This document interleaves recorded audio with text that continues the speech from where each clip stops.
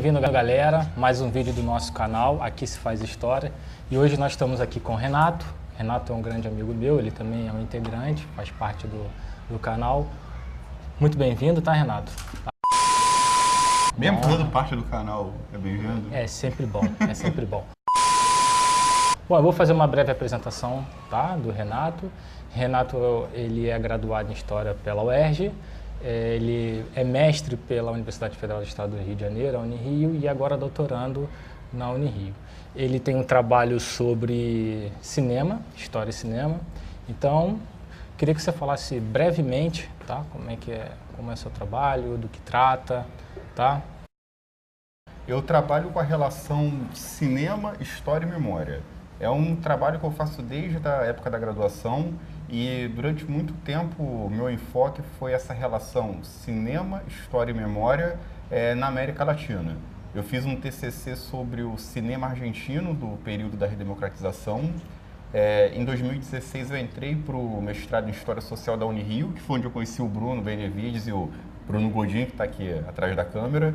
E eu fiz uma dissertação de mestrado sobre as representações da memória no cinema latino-americano. Aí, nesse caso específico, eu fiz um estudo comparativo entre o caso argentino e o caso chileno. E na dissertação me preocupei mais em fazer uma leitura histórica do cinema. Bom, você falou na América Latina, mas já definiu os dois países, né? Uhum. No caso, Chile e o outro... E a Argentina. E a Argentina. E qual a baliza temporal? Durante as ditaduras das duas? No caso da dissertação de mestrado, foram os filmes produzidos no calor da redemocratização, né? Eu trabalhei filmes argentinos e filmes chilenos produzidos ali no contexto da redemocratização. Certo. E como que as diferentes formas de redemocratização impactaram na elaboração desses filmes. E depois eu fiz um salto temporal de 30 anos para frente. Sim, ou seja, eu analisei filmes argentinos e chilenos certo.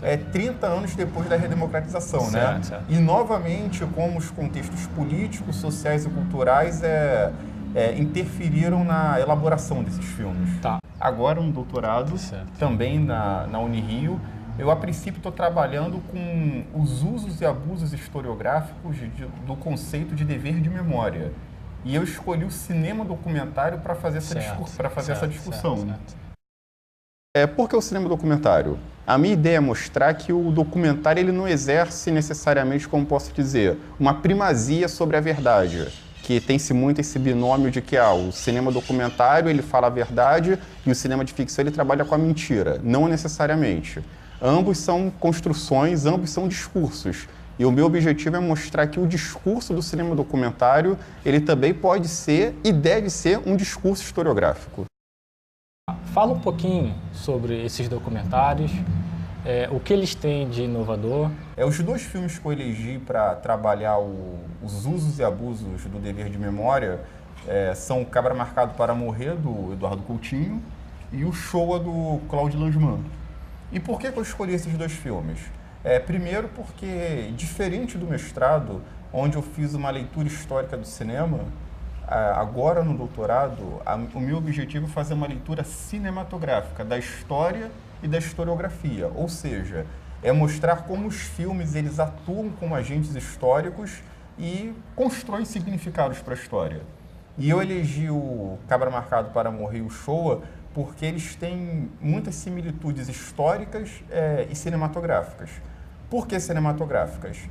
São filmes, são documentários que eles vão romper com aquela noção tradicional que a gente tem de documentário, né? Sim, mas por que rompe?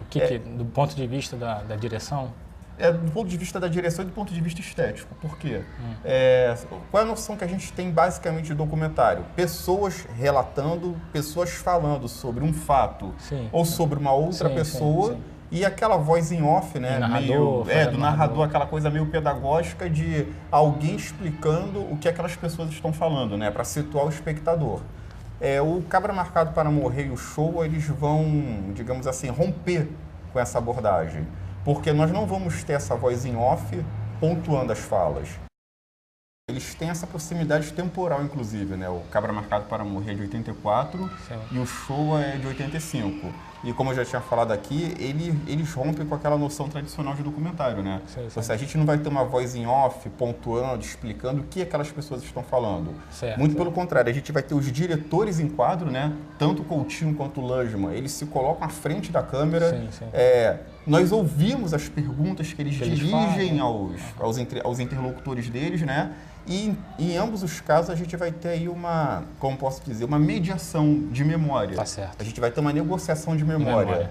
Tanto do Coutinho quanto do Langemann com as pessoas que eles estão entrevistando, né? Sim. Então, por si só, são filmes que vão romper esse recurso tradicional do documentário. O Cabra Marcado para Morrer, especificamente, ele vai romper com o modelo sociológico de documentário que era feito no Brasil até então, né? Você vai ter as pessoas que ficaram envolvidas no filme de ficção Cabra Marcado para Morrer, que acabou sendo abortado por causa da ditadura, né? Você vai ter essas pessoas dando seus depoimentos sobre como foi trabalhar na filmagem, sobre como foi a experiência de terror que marcou o assassinato do líder camponês, do João Pedro Teixeira, né? E no caso do Showa, você vai ter o diretor que passou 10 anos entrevistando sobreviventes do Holocausto. Vou fazer uma pergunta, e aí realmente é uma pergunta que não é nem tanto técnica, nem tão aprofundando em relação ao teu tema, né? Mas assim, né, existem alguns temas que são mais clássicos ao historiador, por exemplo, história econômica, bom, agora a história cultural está bastante na moda e imensas possibilidades de ramos e tal. Mas alguns temas são relativamente novos, né? E o trabalho com o cinema me parece que está encaixado um pouco nesse segmento. Você pode me dizer se eu estou errado ou não na pergunta. Diante disso, eu queria que você explicasse, né? Localizasse um pouco o estudo realmente do cinema enquanto fonte, objeto de estudo histórico, né? E os filmes também. E ao mesmo tempo levasse em conta a relevância da sua pesquisa. Bom, o que acontece é o seguinte, não é que o cinema ele seja uma fonte necessariamente nova dentro da história. O que ocorre é que o cinema está passando por todo um novo processo teórico, todo um novo processo metodológico, né? O filme ele deixou de ser um ilustrador de comentários históricos e a gente pode dizer agora que o filme ele também é um ator histórico. Ele não necessariamente muda, mas ele influencia a percepção da realidade. Inclusive, ele influencia também a própria percepção do historiador.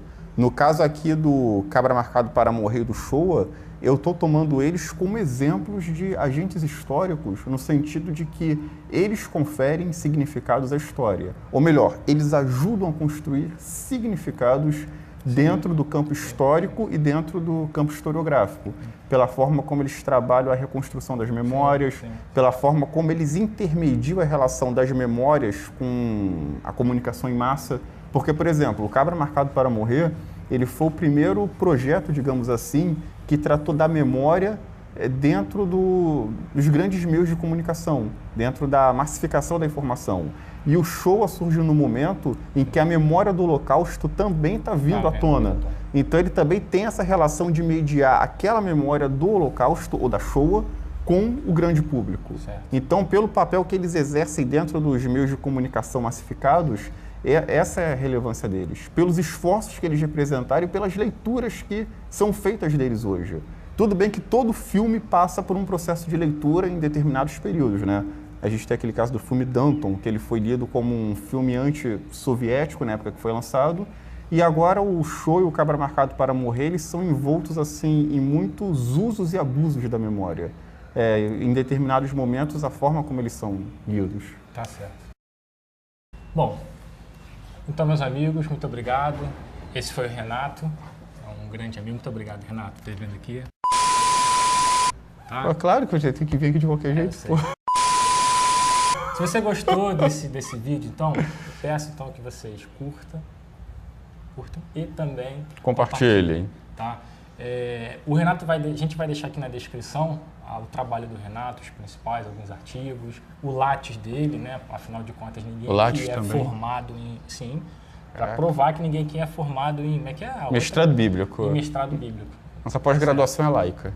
Exatamente. Graças a Deus. Tá? Então, eu agradeço, muito obrigado. E não perca, no próximo vídeo nós vamos ter uma entrevista muito especial de alguém que vocês nunca ouviram e é super inusitado. Tá, galera? Muito querido, muito obrigado a todos. Gravado.